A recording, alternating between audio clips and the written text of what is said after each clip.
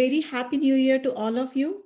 Again, thank you so much for joining me this evening. It's a Thursday evening, and we're going to have the repeat session every other Thursday with a new topic every other Thursday with a new either guest speaker or I'm going to present you something new. All this education, free educational event to move you closer to your financial freedom journey. So that's our motto with Think Outside the Stocks. And with that, we are going to jump into today's topic, which is um, understanding the infinity banking system. So, just with a show of hand, I would love to know how many people have heard about this concept, kind of know a little bit, um, been having it in the back of their mind, and just haven't had a chance to reply. Not a whole lot. That's great. Just a handful. You can literally count on the hand. That's awesome. Thank you so much, everyone, for participating in that. So let's get started. Let's jump into the topic today. I'm going to just try to see if I can be live on a Facebook a little bit. So folks there can also start looking and start participating in here, right? So um, all right, so let's get started.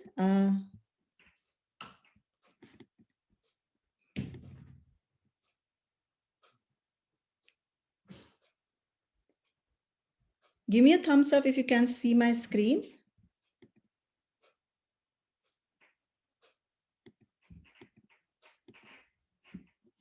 Thank you so much. So let's get started. Topic of the today is infinity banking system. This has been stayed like a secret strategy in the wealthy of America. There's in the elite circle of America. And when I got to know about this, I wanted to passionately bring into everybody, as many people as possible that I know. A little bit disclaimer to get started with. This is an information purpose only. The numbers provided in this deck, in this presentation, is based on some assumptions. For each individual scenario, it's a little bit different. And if you need to seek any advice based on, I'm not a CPA, not a lawyer. So if you need to seek your advice, please do reach out to these professionals. If you do need connection with these professionals, I do have some people who are really good at this kind of work. So get in touch. But just wanted to put that out there. A lot of you know about me, and a lot of you are new to this Think Outside the Stocks too. So a little bit about me. I am the president and wealth strategist at Think Outside the Stocks. Think Outside the Stocks is my company. It's just not the philosophy about thinking outside of the stocks, investing outside of the stocks, but it's the philosophy of that think outside the box mentality too. It's a little bit different, always thinking a little bit different, little bit tangent, as I have always been. And the strategies that I have got and I have been implementing and helping people are those out of the box strategies too. In past, I have worked over 15, 16 years in consulting with big five consulting companies. And 5 years back, I had to, give a complete break to my corporate career. And I started my journey in this alternate investment world. And when I got to know about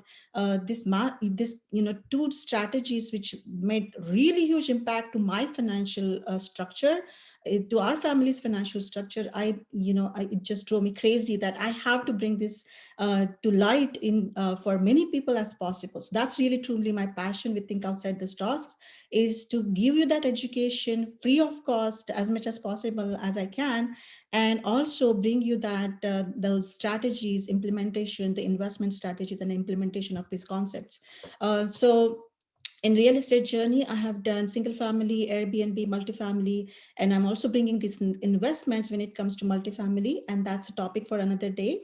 In fact, in the past, if you have joined me for a webinar, we talked about the multifamily syndication investments.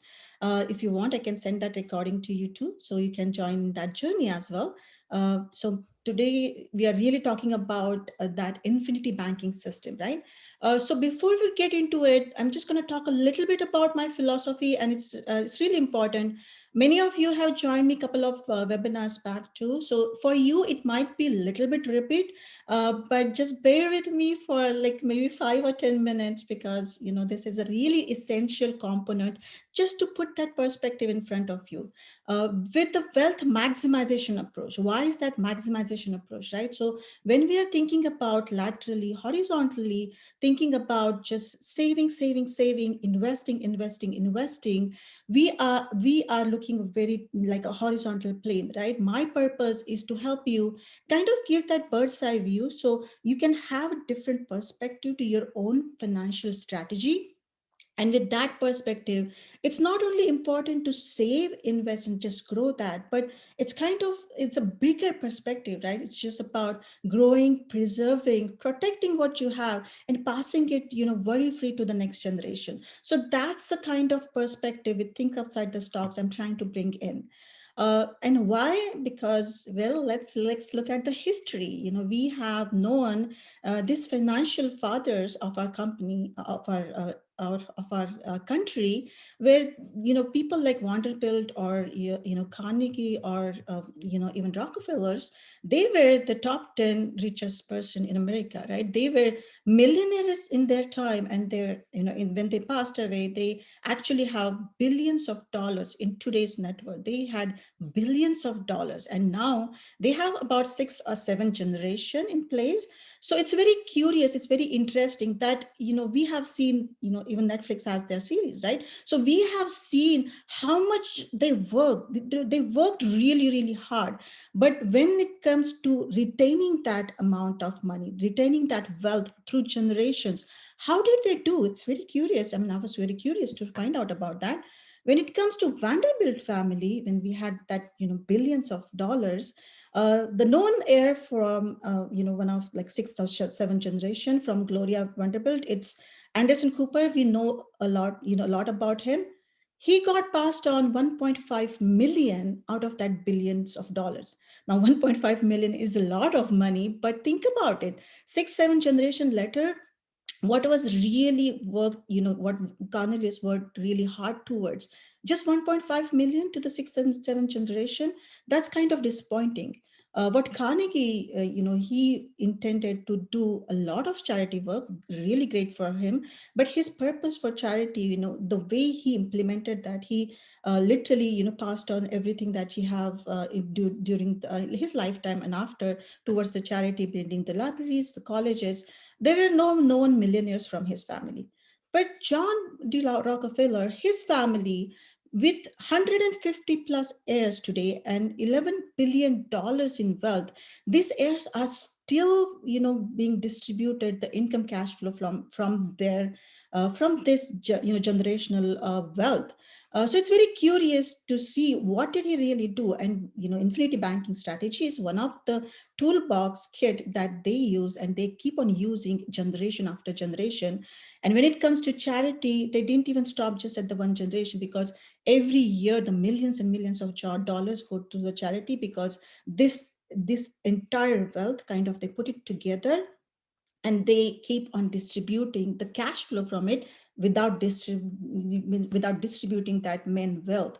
And that's the reason they are kind of growing and growing every generation after generation. So it's a question, it's a food for thought for you. We know our generation is putting that effort together. We are building that huge chunk of money. We are building that wealth. What do you want this fifth or sixth generation after you? What do you want to see? Do you want it to be growing, or do you want it to be getting destroyed with the lifestyle, or different factors which is impacted by the family, right? So that's a food for thought, and that's what we are trying to set our perspective towards.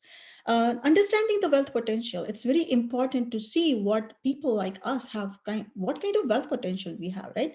So let's take an example. A 41-year-old male or female, by the time he or she retires in by 65, if current income level is 150K with a 3% growth, say 100K in the savings account growing at the rate of 6%, with that 24 years of income, this person is going to see $5 million $5 million just as an income potential, and with that savings growing, it's about $10 million.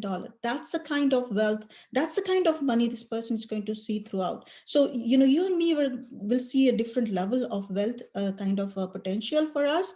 It's about harnessing that wealth, and what do we want to do, what processes do we want to set in this generation that can be helpful for generations to come, just like what Rockefeller's family did, right?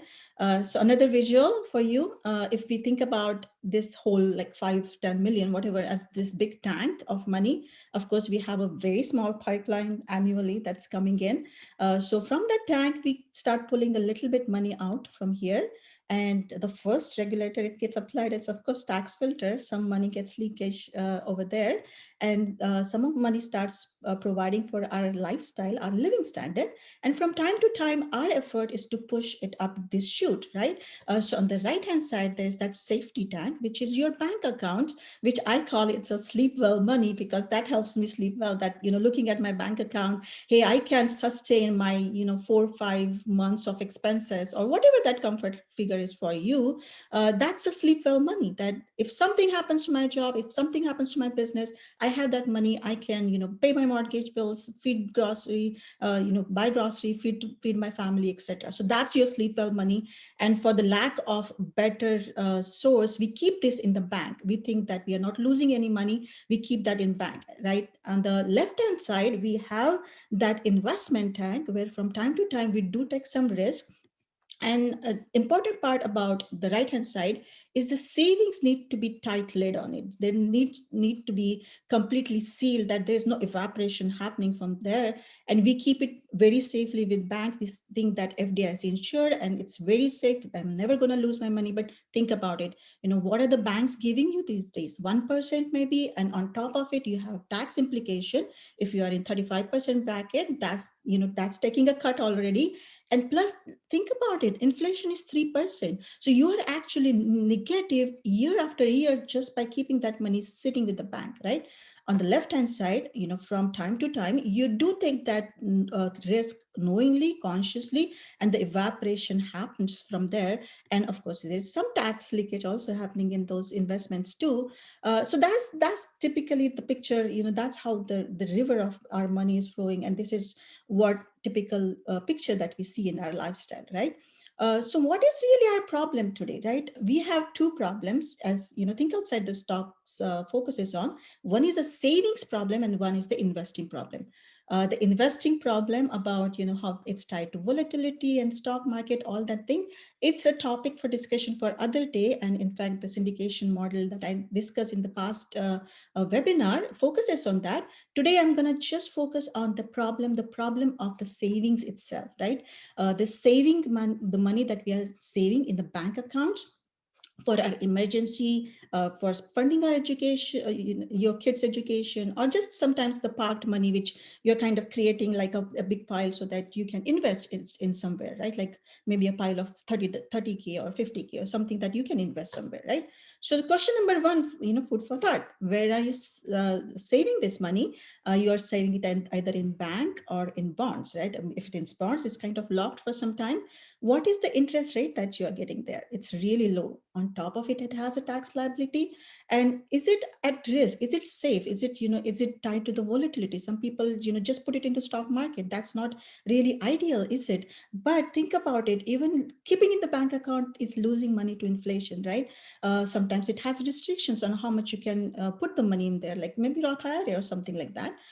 It also has restrictions in terms of access to it. If you have it in bonds, if you have it in any other account, in say education account, you can just access it for the education purpose, etc. And what kind of asset protection does it provide you? Suppose something happens to you, somebody sues you, and you get into some legal battle.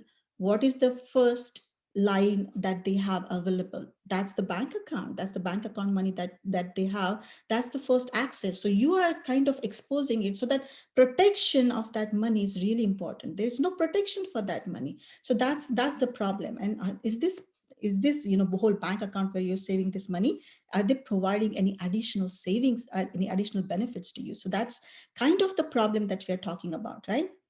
So what is the solution, right? Rockefellers understood this problem. Their savings problem they solved by creating the infinity banking system. And this infinity banking system is what they create when, as soon as there is a newborn in the family, for every generation, they create that particular individual system for that individual. And that's how they pass, their wealth. That's how they have kind of a pile of cash built up, by the time this person reaches 2025, so they can start using this money, this wealth for their business or whatever they want to do with that. So what is this? What are the advantages of this much efficient saving system? First of all, this has never lost any money to anyone. It's been consistently growing. It has never lost money. I mean, even if you look back 2008 recession, it has provided the consistent growth. Even if you go back to actually Great Depression, they have provided the consistent growth. So never lost any money, right?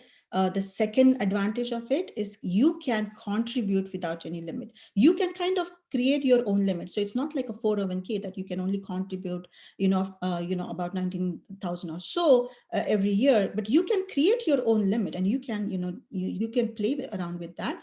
If you want like 10,000, you can do that. If you want 100,000, you can do that. So you really have that flexibility based on how you want to set it up. The money inside grows tax free.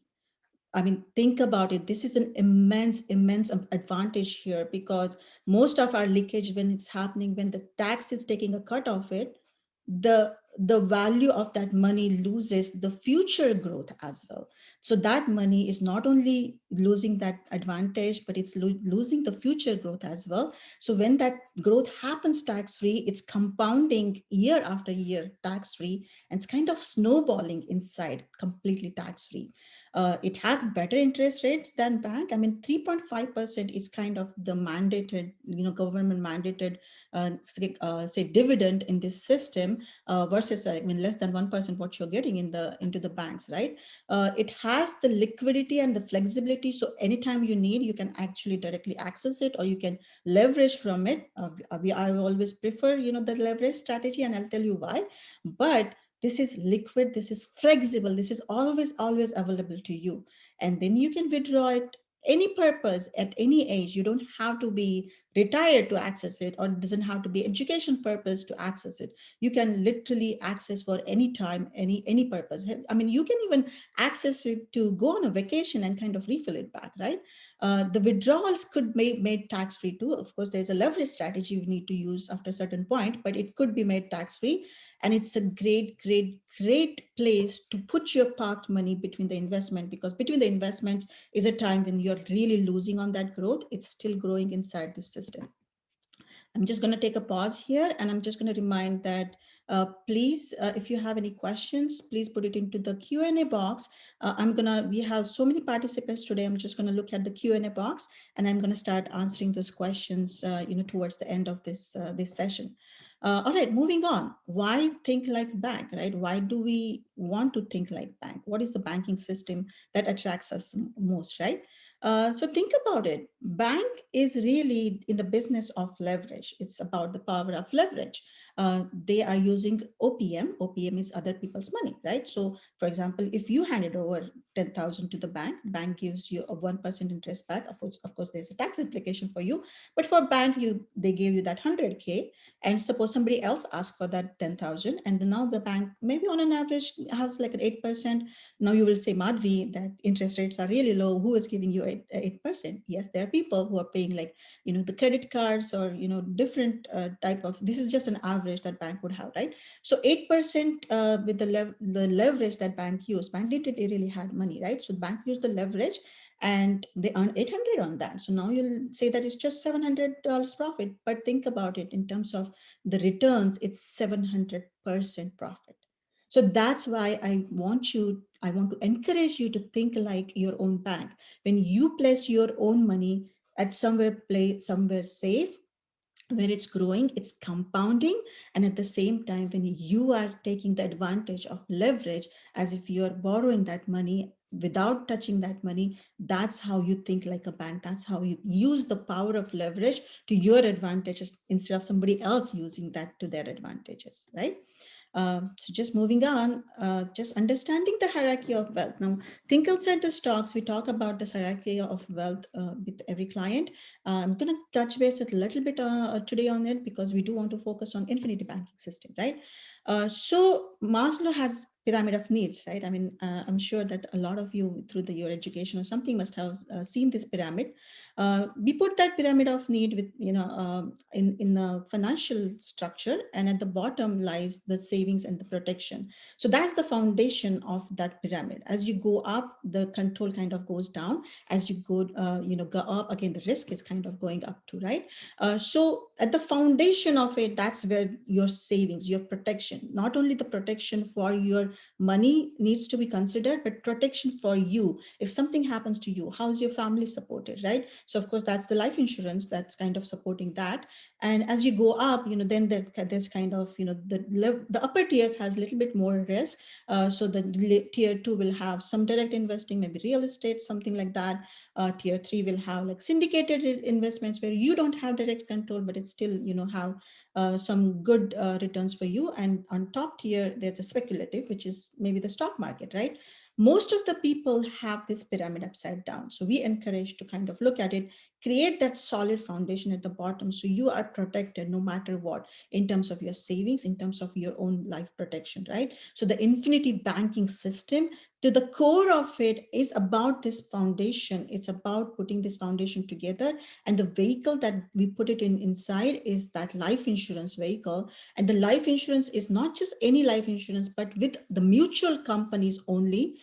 This the way it works is that you are, kind of the stakeholder inside these companies, and that's how you are supported by these companies, right? So you get dividend year after year from these companies. And this is not the ordinary life insurance, but this is a well structured, very intended to be growing your money at a faster rate than the banks are growing. And that's what the foundation of this complete system, which provides you the savings and the protection. I'm just going to take a look at any questions in here. That's awesome.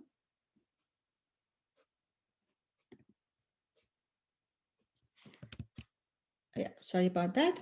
Um, so moving on, right? So to just put this complete together, to put this blueprint together, right? As we create that foundation, there's that emergency money and the protection in the foundation layer. And as you start having more money in that foundation, it's kind of creating that overflow, and you start funding your investments into the top tiers. And as you start getting the earnings and the cash flow, you make your foundation stronger again. You make your foundation broader and stronger, and you kind of provide that protection continuously. And on top of it, you also create kind of what's called the estate plan, or the trust, so that you can pass this to the generation. And of course, insurance also is a tax-free benefit to the next generation. And that way you can pass this benefit, this whole thing, the wealth that you have created from generation to generation, with the tools and the processes that are in place through the estate planning, in a very structured way for the generations to come, just like Rockefellers did. Just I'm going to talk about a little bit more about this now. Infinity banking strategy itself. We looked at our, this tank, the flow of the tank previously. So on the safety side, instead of now being the bank, and now we replace that with the high cash value life insurance policy. Again, it's not your any life insurance, but it's a high cash value, definitely structured completely differently. And you replace that, so you can have that growth, positive, much better than what banks can provide you. On top of it, it sits that benefit, so that there is that advantage. And as you can see, there is a tight lid to it now. It never evaporates. This money is not at risk, and it's not tied to the stock market. Not even the insurance companies are not investing this money tied to the stock market. So this is your safety money. So you implement that in terms of the high cash value life insurance policy. And on the right hand side, on the left hand side, of course, you still want to take those risks. You still want to do those investments. And the right hand side, it's of course, it's even if it's a 3% growth, it's 300% better than banks. But I kind of see sometimes I find it very funny, and I'm going to play this one for you. When most of you heard this term life insurance, like sometimes 80% of people, the brain will just shut down, the mind will just shut down. It will not be an open mind, right? And I don't blame you. I was like that too. Before I understood the massive impact this vehicle can have, what it can possibly do, I was like that too. Like you too. And this is a very funny slide. I kind of find it funny. A life hack ignoring a life insurance agent. I'm just going to play that again for you. Yeah, that's typically what we do with when you hear the word life insurance or in something like that. But I would just urge you to keep an open mind, just listen to what it is and what we are trying to show it to you here. We think outside the stocks. There are certain ground rules. First of all, I don't want to do anything that you don't want, you don't need to do, or you can't afford to do. Right? I have three approaches. Number one is to help increase your net worth, to reduce your income tax liability, and third is to increase that monthly cash flow so you can move towards your financial freedom dream much faster. Right? And my philosophy is to educate you with the facts and provide the information that you need to make that informed decision. So when it comes to life insurance, don't just shut your mind. Try to understand what it has to offer and just move on and be with me and understand what this infinity banking system can do. If it works for your strategy, it's great. If it doesn't, well, it's just 1 hour of your time today. So quick 5-minute insurance lesson, right? Suppose your attorney or financial advisor, somebody says that you need 1 million of life insurance, right? Most of the time, a lot of people will go for a term life policy, which is the cheapest option. Don't blame that. So who determines this minimum that's required, right? Insurance companies determine that minimum requirement, and the maximum premium required is determined by IRS. And that's about the only kind of the limit. That's the only rule that IRS could bring it into life insurance. They don't have any control over it.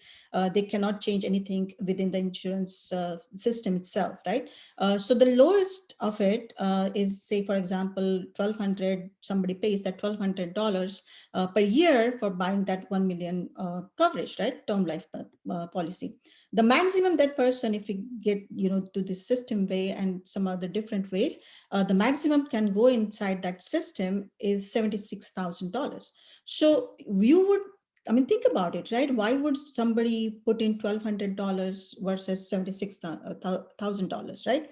There are people who are doing it, right? And that's the beauty of this infinity banking system. They're doing it for a reason. What are those reasons, right? Who is really, putting so much money in there?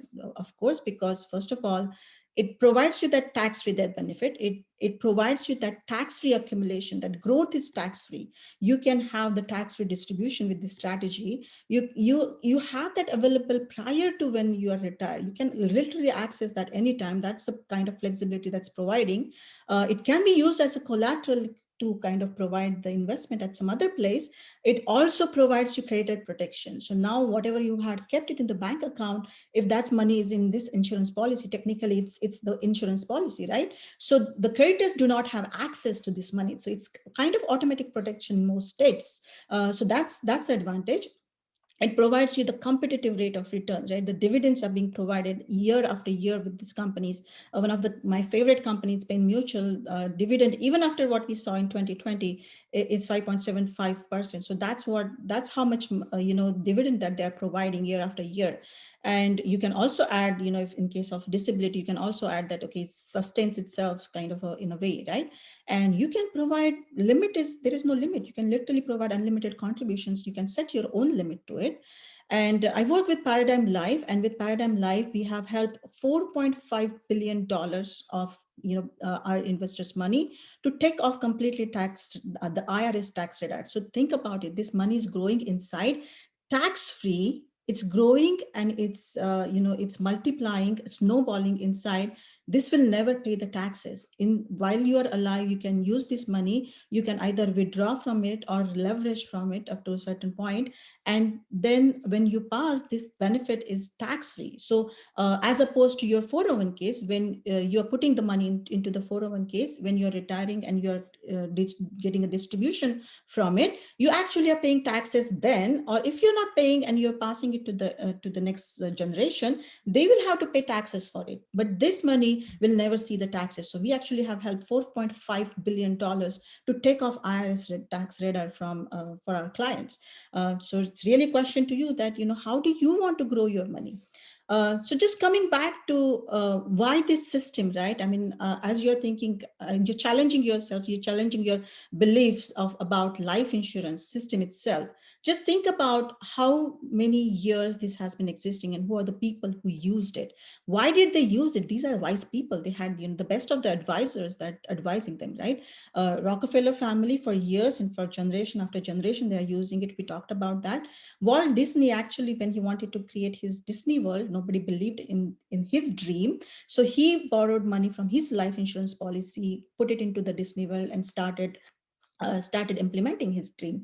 Jesse Penny in 1929, he with all the market going down, he actually utilized that money because that's the only money that never went down, that doesn't go down even through the recession. John McCain used it to fund his campaign against Barack Obama. So that's been existing, and now it's the question really that it's about the knowledge. We never knew about this, and when I got to know about it, that's my passion, to bring it out to people like you, to help you understand and then make that conscious decision whether you want to use it or not, right? So why using that life insurance, right? So first of all, the life insurance itself, by nature, it transfers the risk of your life from you to the insurance company. So you say that, okay, insurance company, we're going to pay you this premium, and if something happens to me, just pay this huge amount of money to my successors, so they are supported. So you're first of all transferring that risk. And on top of that, insurance was supposed to be the death benefit, the money that you would never see. But instead of that, now with the infinity banking system, we are adding all these advantages on top of it. We are providing this ultimate liquidity and flexibility. We have seen that it never loses money. It has been providing consistent dividend over 150 years. It achieves that tax-free growth. You can access that money anytime that you need. It's safe. It's never lost money, and never have a contribution limit. So it's like the life insurance. It's not about the death benefit that you will never see again. The life insurance is now about living your life insurance. It's about accessing, using that money and doing different strategies, and I'm going to talk about it, that how can you use this money, just compounding and snowballing inside the life insurance policy. Can you really use this money? And on top of it, all this money, once something happens to you, whether it's hundreds years of age, if you pass at that time, you're going to have tax-free legacy to your next generation. You're going to pass it on. So it's not just about you implementing it into your lifestyle, but kind of creating this tool as a process in your great grand scheme of your financial strategy, and passing it on to your next generation and generation after generation, just like Rockefeller's did, right? So the banking system, again, going back, what are we trying to replace? We're trying to replace the bank's existence of the banks. So we are creating that efficient savings, and the protection is kind of added on top of it. So it's kind of two birds in one stone. And looking at this chart, I mean, what are these different vehicles giving you, right? Suppose you talk about bank account, it is giving you that safety, it's giving you that liquidity, but it's not giving you a good rate of return. It's kind of compromised on how it's taxed. But, and of course, the different vehicles, if you look at it, the left hand side, it has their own kind of advantages and limitations. But life insurance, the high cash value, the high growth, the life insurance policy stands for safety, it's liquidity, the great rate of return, and the taxation also. It's a tax free growth. So traditionally, the life insurance was supposed to be just for the protection only, but with this strategy, the infinity banking strategy, the wealth maximization strategy, the life insurance, we are going to use it for the savings and the protection as we go on. Right. So moving on.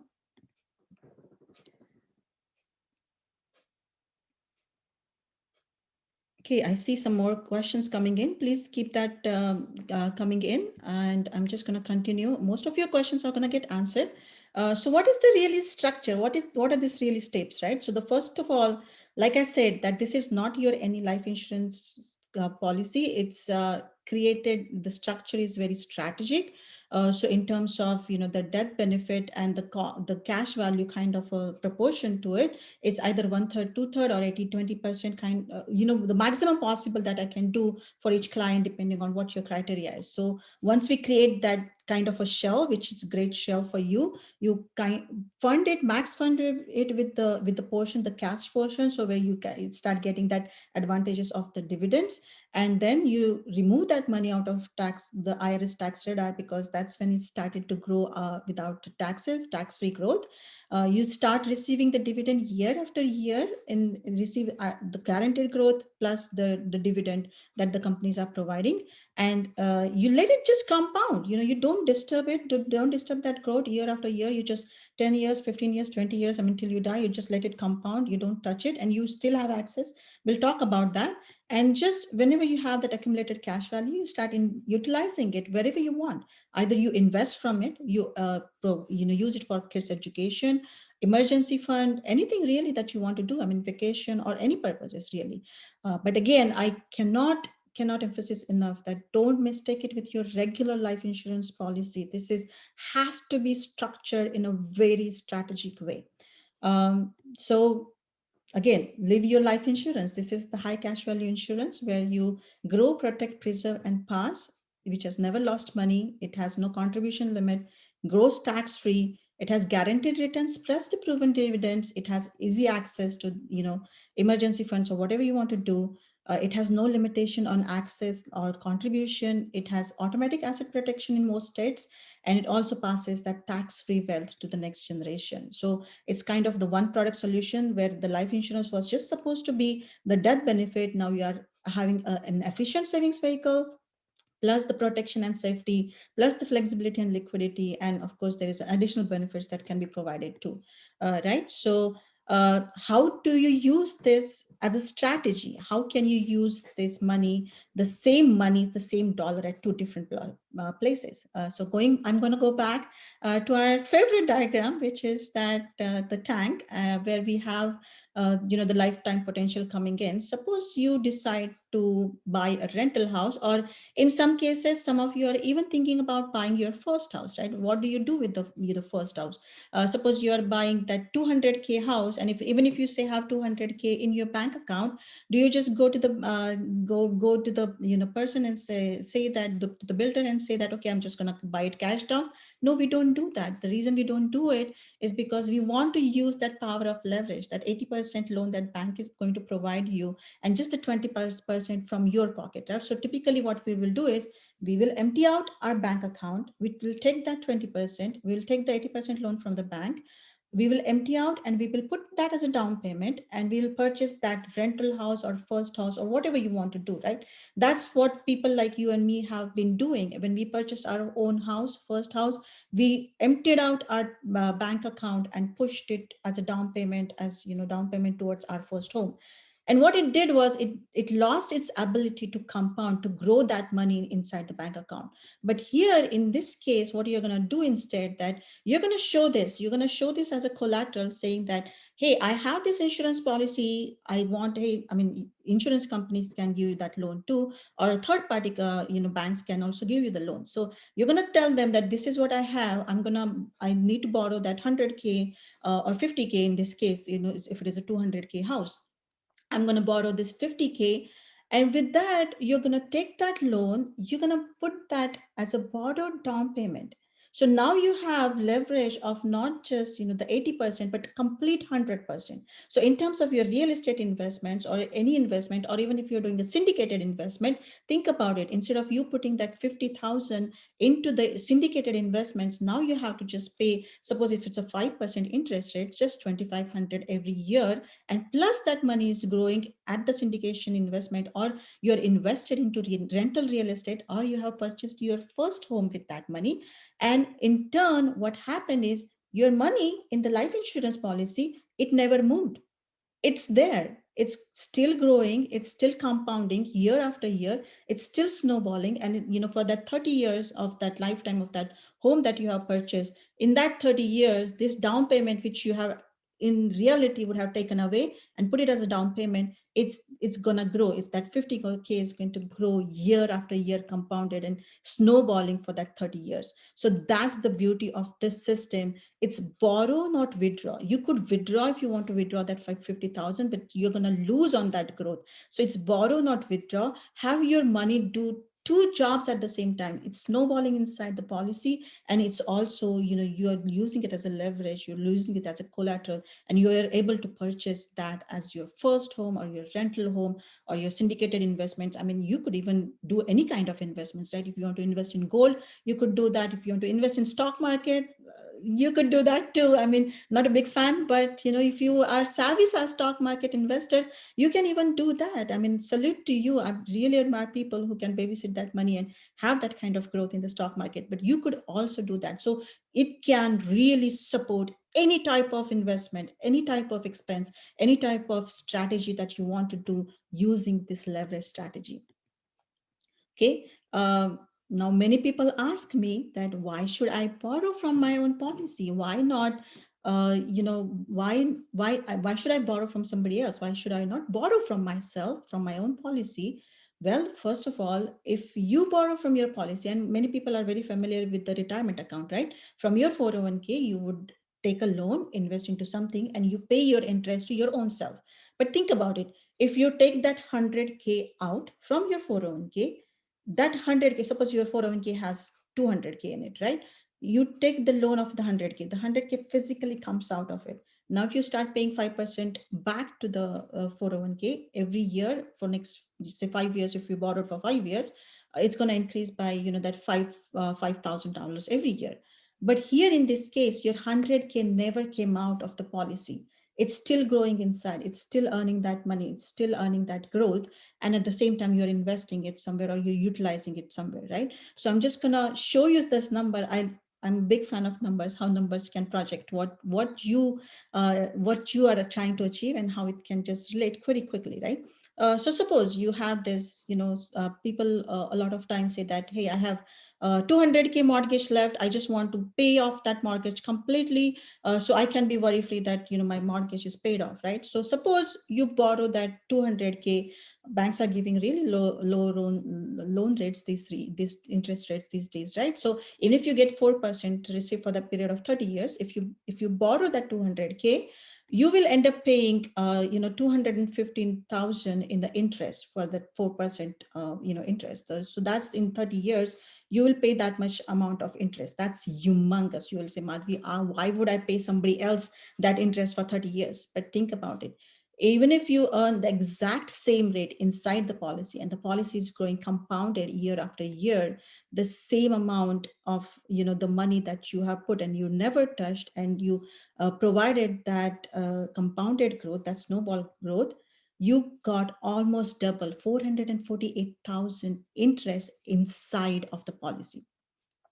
I'm going to take a pause here. This was my aha moment. This was the moment I felt, oh my God, that makes perfect sense. Because for me, I loved getting rid of the loans. Didn't I remember one of the birthdays, my husband just, there were a bunch of car payments left, and he just handed me the keys, and I was like, why are you giving me the old car keys? And he said, well, I paid it off completely, and that was my happiest day. So I hated loans, but when this chart came in front of me, and I was really surprised that this is the power of that compounding. This is the power of the value of the money. If I had kept without touching it, and it's growing compounded year after year, that I'm losing when I'm directly taking it out of my bank account and putting it in wherever I want to put. So that's essentially the really the core of it. And think about it. Even if the policy money, if you're not even getting 4%, if you're getting less than that, the break even of that 215,000 is really at 2.47%. So anything above that, you are coming out positive on the side, right? So that's the beauty of it.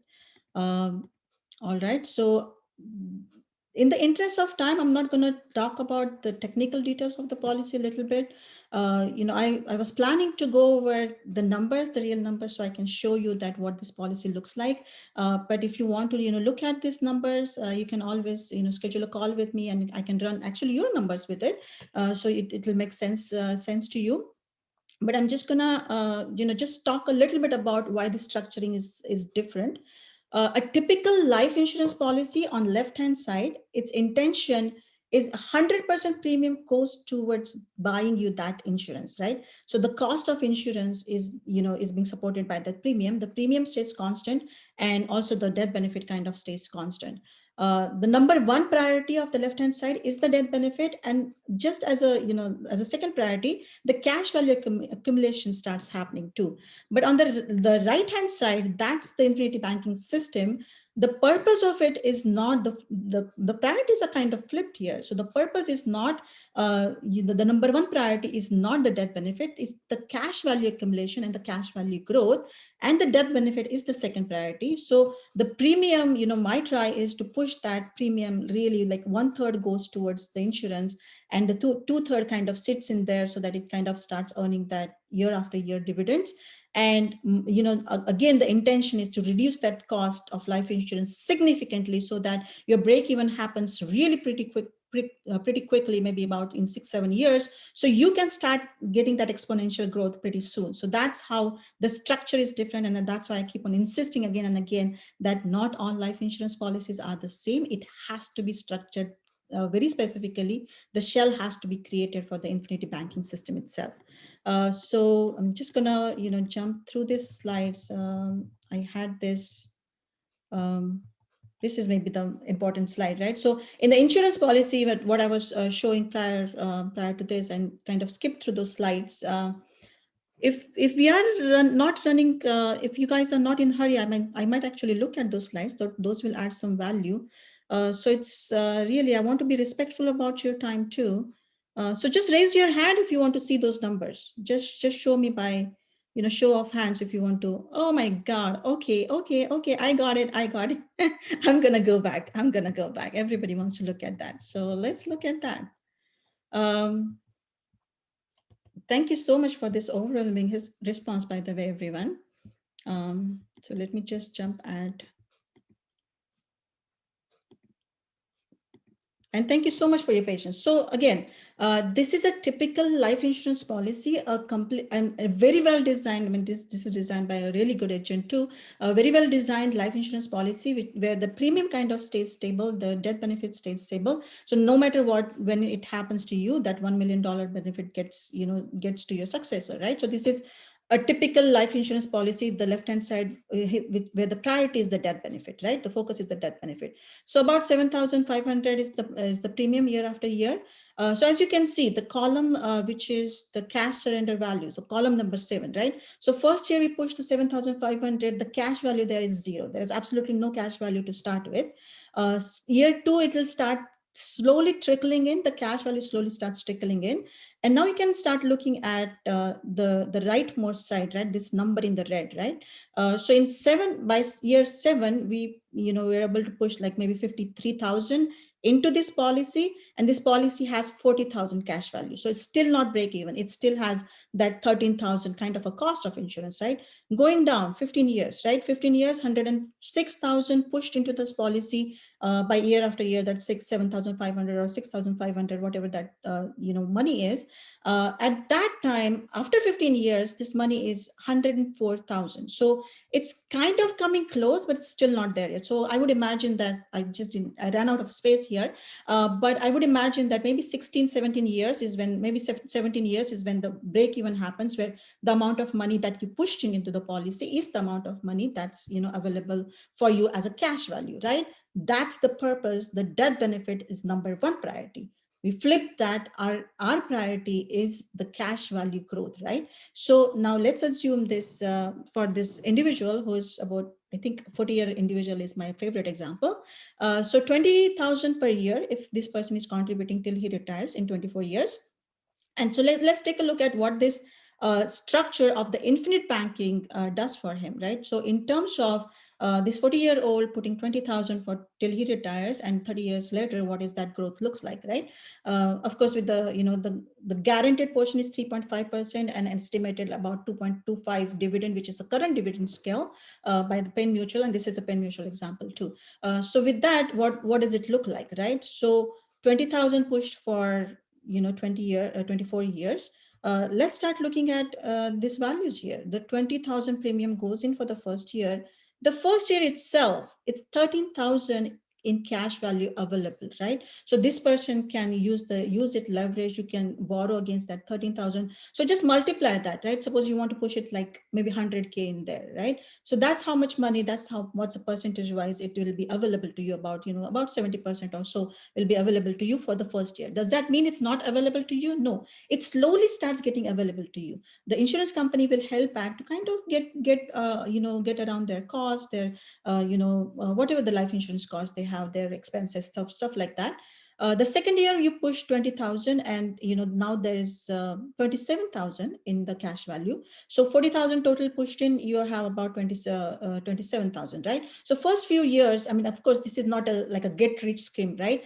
It has that seasoning period. You must understand that there is a seasoning period about till the time that you break even, where your cost of life insurance kind of recouped, right? So that break even period is about what, 6-7 years, right? So let's continue with this example. By the year 6, we paid 120 into it, and now the cash value is close to what we paid. So year 6, that break even happened, and after this really started growing. This money started really growing.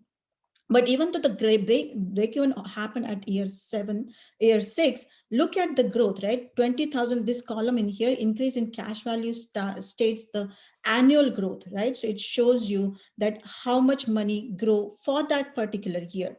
So first few years, it's not significant. The third year itself, you push 20,000 in it, and 20,786. So third year itself, it started giving you that positive outcome, right?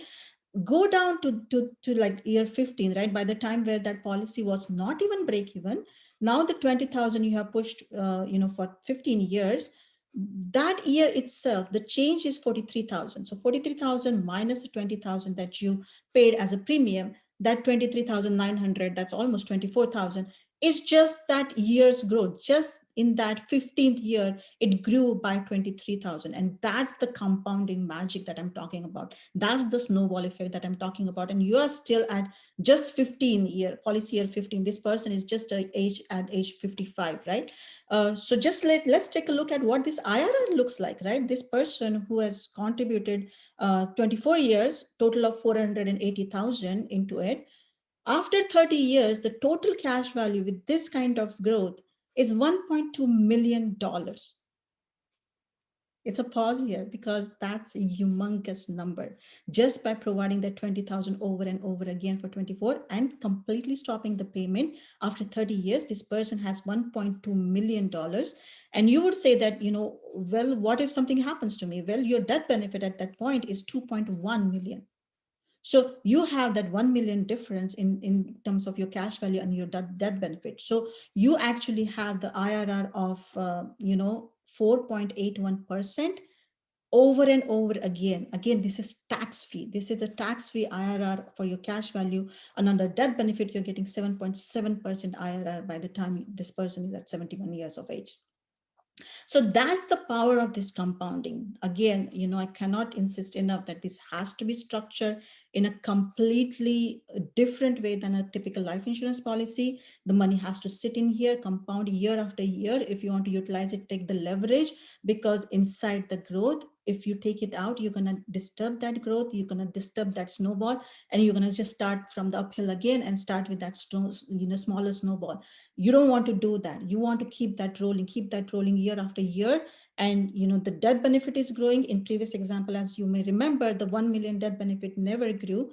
In here, the death benefit is also growing, the total cash value is also growing. So it's really, the heads is your side too, and the tails is your side too. So if something happens to you, that's also a win. If something doesn't happen, that's also you win. You can live your life insurance. So now again, think about it. 4.81%, tax-free growth. That's completely tax-free. So if you think about it, if you are at the 35% tax bracket, your savings account has to make 7.41% year after year consistently. Every year, the bank would say that I'm giving you 7.41% every year, promised money year after year to make that 4.81% tax-free growth. And if you're in a managed investment in a mutual fund or something else, which is 1.7%, it's equivalent to 9.1%. So that's the power of that compounding of the 4.81%.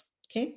So yeah, just to summarize back again, so the infinity banking system is about creating this wealth maximization account where you kind of start building your own cash, and whenever you want to use it, for your expenses, cars, education, vacation, whatever you want to use it, do up with the policy loan from the insurance company, and then keep on paying back. You increase that cash value. If you want to invest, you want to buy, purchase your homes or anything else, you can take the policy loan, kind of, keep growing this account maximum. So you are kind of becoming your own bank, thinking like a bank, using the leverage constantly, and your saving account is growing, your death benefit is growing, which can be passed to the generations completely tax-free. Just gonna take a pause here, look at some questions. Sorry, I'm just trying to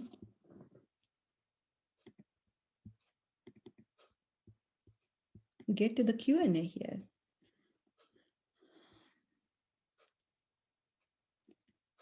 Yeah, so Lorena says, thank you, Lorena, for sharing. We have two of these policies, one of my husband's name and one in mine.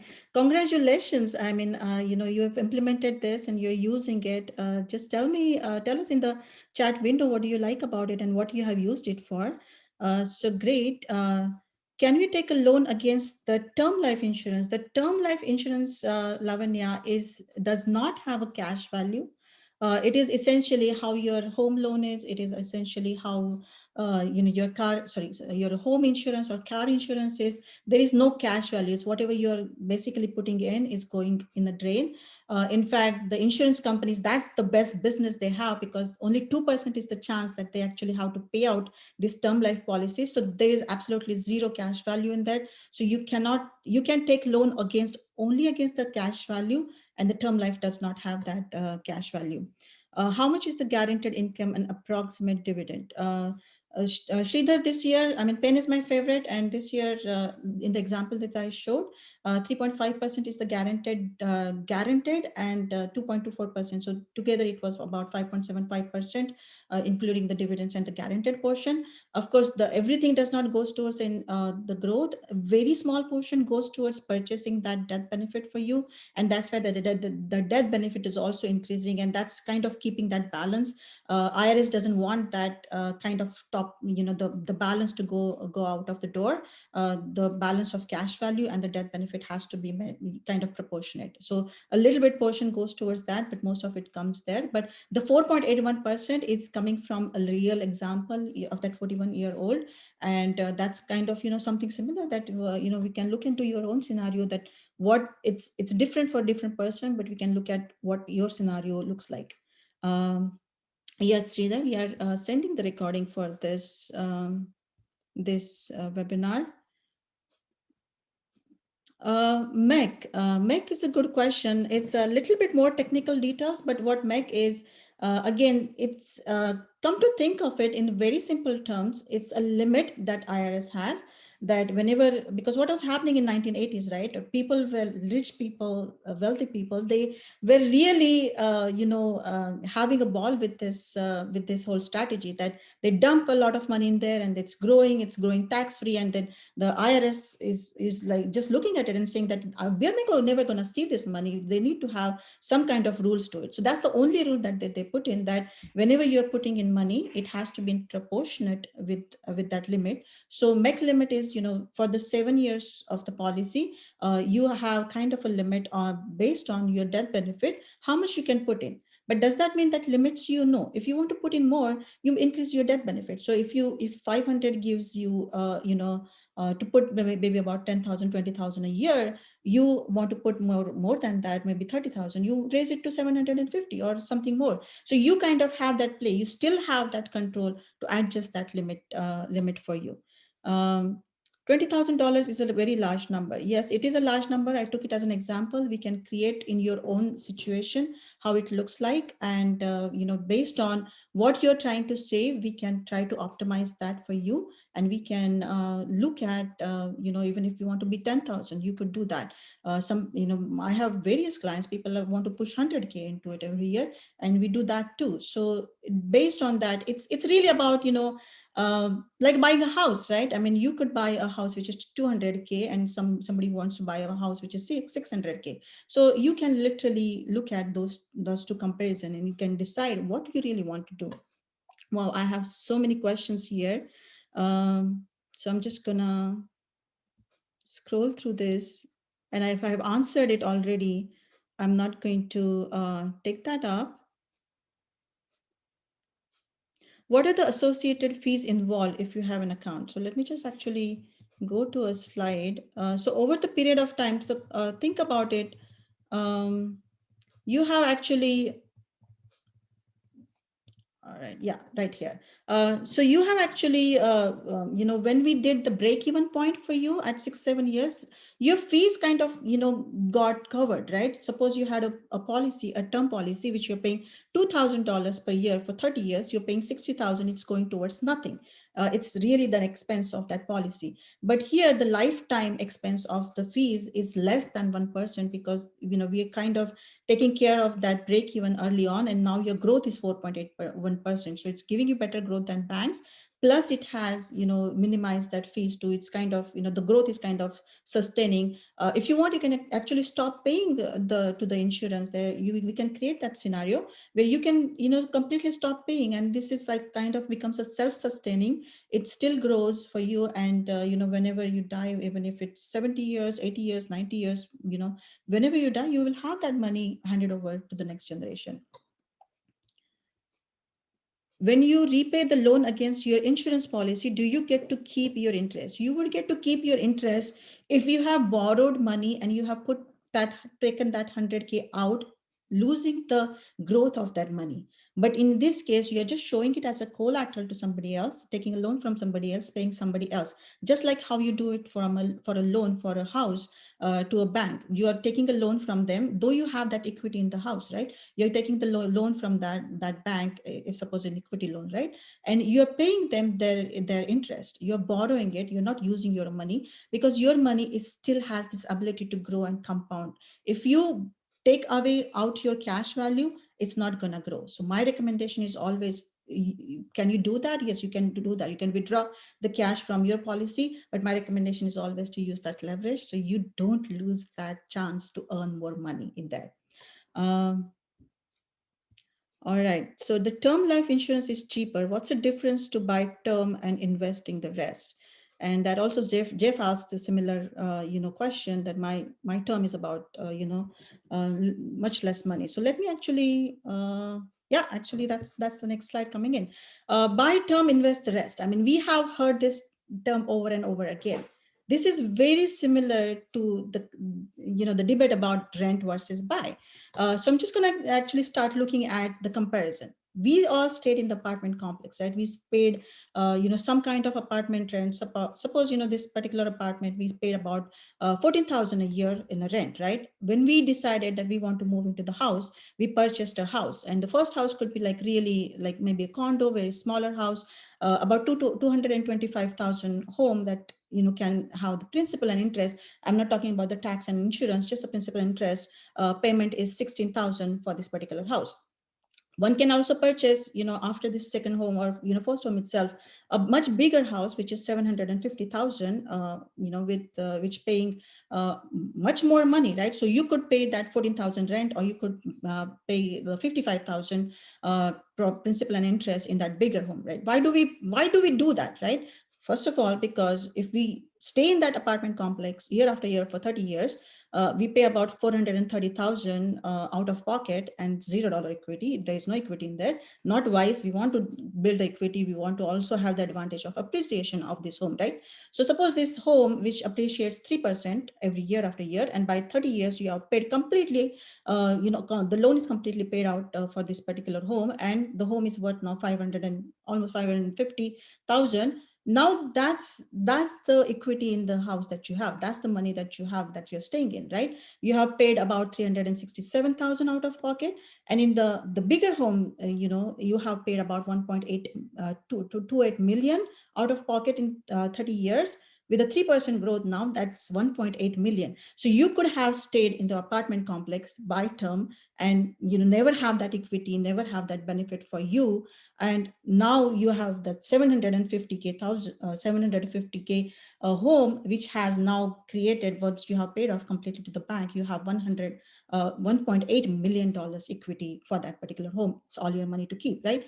It's very similar. The term insurance, suppose you have that 2,000 paying 30 years, and you have a whole life policy, which I showed in the first example, which is intended just for the death benefit. Suppose you're paying that 6,500 for 24 years, and now you have the infinity banking system, which is 20,000 for 24 years, right? So just the same examples that I considered earlier, right? So 60k out of the pocket for term life, down the drain. You won't see any cash value. After the year 31 comes, your life insurance is going to shot up so high. Your cost of insurance is going to be really high, and after that, you're not going to be passing on any tax-free benefit to your successors, right?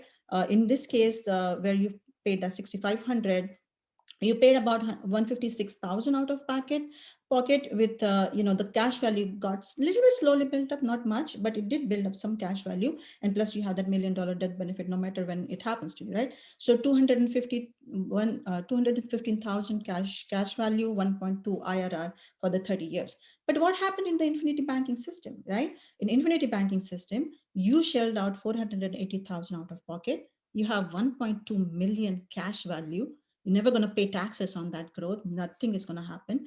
4.81% IRR in 13 years, in 30 years. So that's the power of it. So that's the solution. If you want to buy term and invest that money, that's really up to you. But you have this solution. You have this option to think about it. So I would encourage you to take a look at your particular numbers, how it looks in your own scenario. Each scenario is a little bit different. So I would highly encourage that. And come to think of it, that 750,000 home, which is now 1.8 million, I didn't even consider the property tax. We still stay, we still buy, we still think that we did a right decision. It's very similar. Think about it. If we consider the property tax and the insurance, it's about $1.6 million out of the pocket, and we are sitting on 1.8 million equity. But in this case, if you are to pass out to the death benefit, it's $2.3 million in death benefit, which is 7.7% IRR. So that's just a food for thought. I mean, sleep on it, think about it, be open to it, and understand what this system has really to offer to you. More questions. Wow, there's really a lot of questions.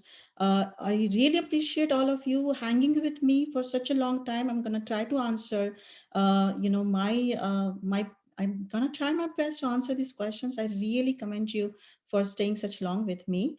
I'm just going to actually go back to one of the slides where I'm just going to, if somebody wants to, drop out, lack of time, I'm just going to have this slide up. If you do want to get in touch with me and you want to create your own scenario and see what these numbers look like for you, because there is no obligation, right? So I offered the free 60-minute strategy session to implement your own banking system, your own infinity banking system. So you just have to either send me an email at info@thinkoutsidethestocks, or just text the word call at 844-5060705. So it's 844-5060705. Just text the word call to it and I'll get in touch with you. Or you can simply go to the Calendly, this link up here. I will also send it as a follow-up email with Madhavi Nade Jain at Calendly link. And I'll also have a bonus book for you once you book that strategy session, so you can start preparing towards it. So that you can start seeing how this strategy looks like for you, right? How is this being implemented in your case? So before you kind of completely rule out, see what these numbers look like for you. I would be happy to show you that number. um, um, we have more questions. Lorena, thanks for sharing. We have used it for reserves for a while and real estate portfolio. Kudos to you. That's a perfect use of it. And we also use it to store dollars when we do have, cash out refinance on our rental. That's a perfect way to kind of create that parking situation where you need to park your money when you're looking for investments, or you're looking for rentals, or you're looking for syndication deals which are still not on the horizon. For that few months also, it's going to earn that money for you. So kudos, Lorena. Thank you so much for sharing that experience. Our participants would be encouraged to see what different ways you can utilize this system. Vish, is there an age limit to get started, and what is the minimum limit to get started? You can create your own minimum and maximum limit. You don't have any age limit. I have implemented this for a 23-year-old, a 55-year as effectively. I've also helped a 62-year-old. All you have to remember is, it's like I would like to imagine the casino where you have the poker tables. When you enter the casino, the poker tables, the first table would have like the game will be like $10 minimum, and the next table will be like $50 minimum. As you go up, the kind of the minimum goes up, right? So in order for you to create this kind of a big bucket, this big block of system, you would just have to, maybe if you're doing it at 40, 40 with 20,000, you don't have to go 24 years. You can do it 10 years, you can do it 7 years, you can do like a maybe push money, like 100K for 3 years and stop. You could do variety of scenarios. And that's where, when you have that strategy session, we will work together. We will look at what your requirement is, and we can set your minimum. We can look at your own limit, that what do you really want to do with it. Do you want to invest, what kind of money you want to invest with, what kind of research you want to keep for yourself, so we can start building that for you. So there is really no age limit, no minimum limit. We can create this custom based on your scenario. uh, all right, so let's look at more questions. What happens if I miss payment for a year or so, right? A very good question, Puneet. I'm actually going to go back in my numbers example here, and I'll show you what happens. All right, so this example right here, right? When we are talking about this person paying 20,000 every year, right? The minimum for this person to sustain in this policy is 9,000. The between 9,000 to 20,000 is that flexibility for this person. So you don't have to pay that 20,000 year after year. You can, right now, this is not a very optimal way of creating this policy. Typically my effort is, maybe about, one third, two third, right? So a little bit, if it is a 20,000, maybe about 6,000 or so is your minimum, so that, 20,000, you have a flexibility between 6,000 to 20,000. So that's my effort typically in such a case. And what happens is, suppose, you can't just put that 20,000, you will put that 6,000, and next year you will go to that 20,000, or you might be able to push a little bit more next year. But if you have a year where you need to hold on, like Corona happened, right? People wanted to hold on to their money. They didn't want it to contribute. So you could do that. You could do that. So that's number one thing that you can do. Number two thing is, if you go down this 9,000, think about it's a minimum, right? So if you go down the year 12, 13, right? Year 12, 13, your dividend is now more than your minimum. So at this point, you can decide to completely stop the payment. It will not grow your money as effectively as we planned for the 20,000 growth, but it will at least, start growing a little bit after that.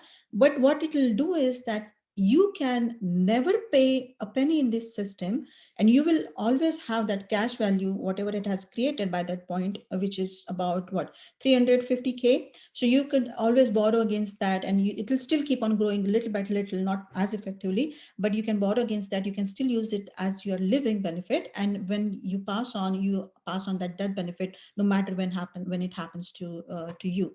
Okay.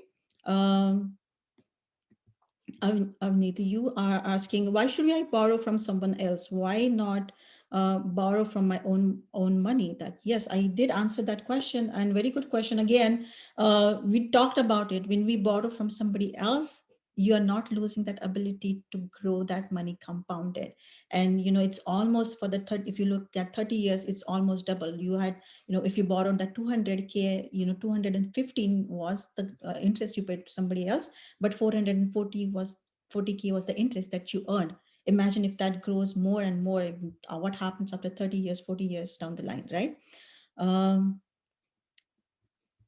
what is the high early cash value life insurance, same as infinity banking? Yes, essentially this system is based on creating using the life insurance so that it can have the high cash value growth in the early years, so it can start that efficient growth per se. So that's the advantage of it.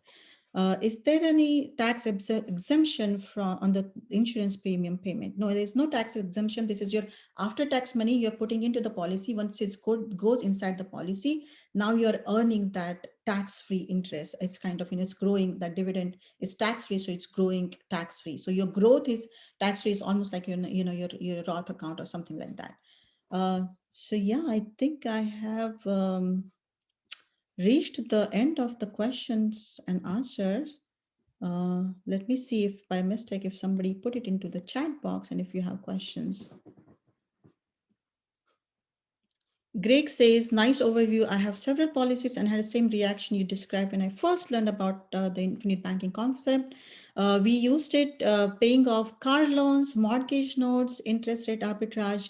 Arbitrage is a great way to do it.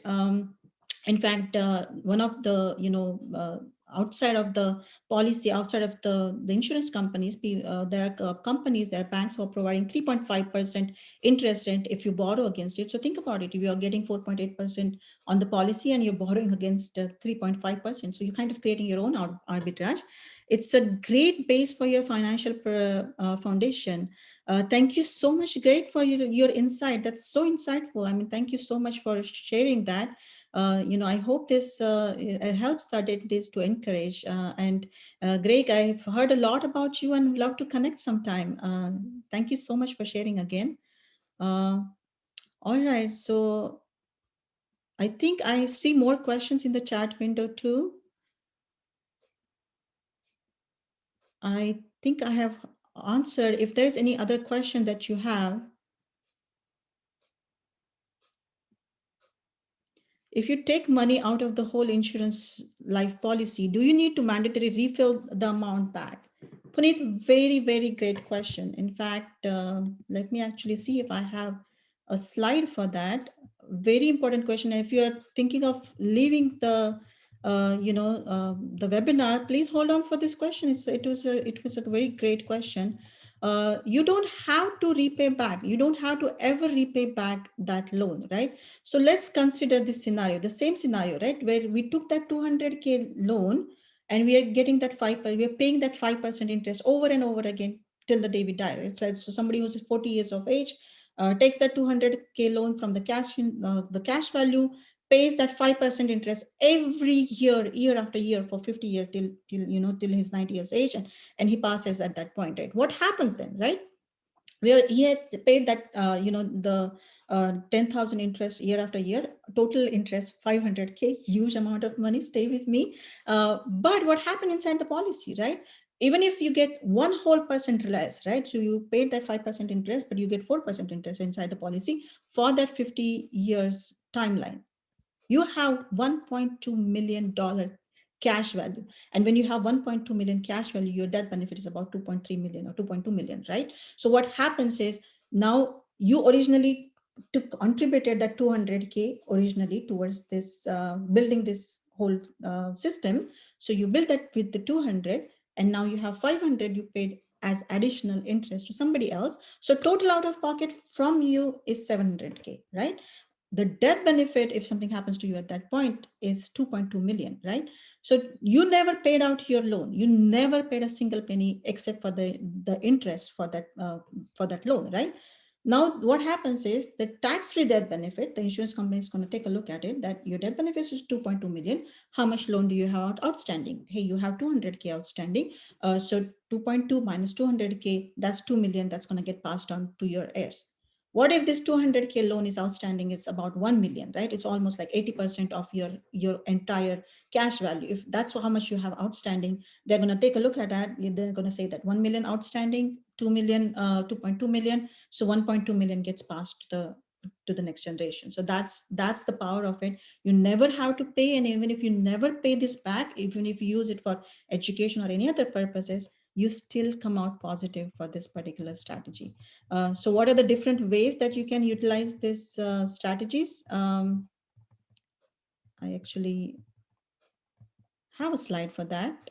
Um, so yeah, too good to be true. What is the cash? There is, of course, there is a medical qualification. If you are, you have to check your medical qualification. There is a time capitalization factor that it has to stay a certain amount of time to break even, and then it starts growing. It has that MEC limit, and it needs to be a proper structure. So that's kind of, the cash to it. It also provides you additional benefits. I mean, of course, there's a death benefit.